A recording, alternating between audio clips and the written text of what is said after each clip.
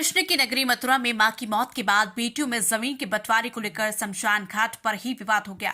शमशान घाट पर मां का शव रखा रहा और तीनों बेटियां लड़ती रही। जब तक मामले का निपटारा नहीं हो गया तब तक बूढ़ी मां के शव को मुखाग्नि तक नहीं दी गई।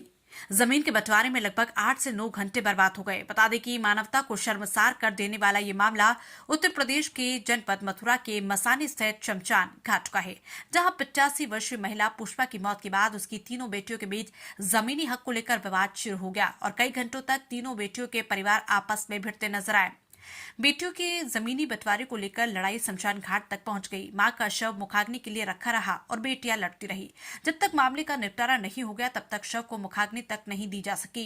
इन सब में करीब 8 से 9 घंटे बर्बाद हो गए। इस पूरे घटनाक्रम को लेकर लोग मृतका की बेटियों को खरी खोटी सुना रहे थे। शमशान घाट पर अंतिम संस्कार की विधि संपन्न कराने आए पंडित जी भी घाट से बेरंग लौट गए। कई घंटों तक शमशान घाट पर बेटियों का हाई वोल्टेज ड्रामा चलता रहा। इसी के चलते अंतिम यात्रा में गए लोग और मृतका के परिजन परेशान हो गए। बाद में जब स्टाम्प लाकर जमीन का लिखित में बंटवारा कराया गया तब जाकर अंतिम संस्कार पूरा हो सका।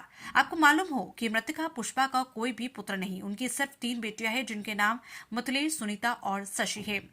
बीते कुछ दिनों से पुष्पा बड़ी बेटी मिथिलेश के घर आना यमुनापार के गांव लोहवन में रह रही थी। आरोपी की मिथिलेश ने अपनी मां को बातों में लेकर करीब 1.5 बीघा खेत बेच दिया था। इस बीच बीते दिन सुबह पुष्पा की मौत हो गई। ऐसे में मिथिलेश के परिजन पुष्पा का शव लेकर मसानी स्थित मोक्षधाम अंतिम संस्कार के लिए पहुंच गए। जैसे ही इसकी जानकारी पुष्पा की अन्य 2 बेटियों सुनीता और शशि को लगी तो वो भी शमशान घाट पहुंच गई। उन्होंने बड़ी बहन पर आरोप लगाते हुए मां का अंतिम संस्कार रोक दिया। दोनों बहनें मिथिलेश से मां की संपत्ति का बंटवारा करने के लिए लड़ने झगड़ने लगी, जिसके बाद थाना कोतवाली पुलिस मौके पर पहुंची और बीच बचाव किया।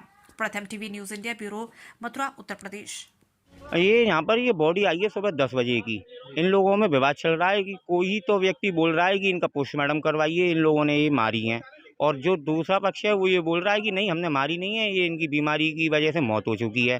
इस वजह से सुबह से 8 बार तो यहाँ पर पंडित जी आ चुके हैं, जिनको ये लौटा चुके हैं। कभी बुला लेते हैं, कभी लौटा देते हैं। ये जो माता जी गुजरी हैं, इनके नाम से कोई 3 बीघा खेत है और इनका कोई लड़का इनका है नहीं है, केवल 3 बेटी हैं। इस वजह से ये लोग ये कह रहे हैं कि घर के जो और परिवार के लोग हैं कि ये खेत हमें चाहिए तो अंतिम संस्कार कर लो, बेटियों करिए, नहीं खेत हमें चाहिए, नहीं तो हम अंतिम संस्कार नहीं करनी। इसी चक्कर में इन्हों में लड़ाई हो रही है।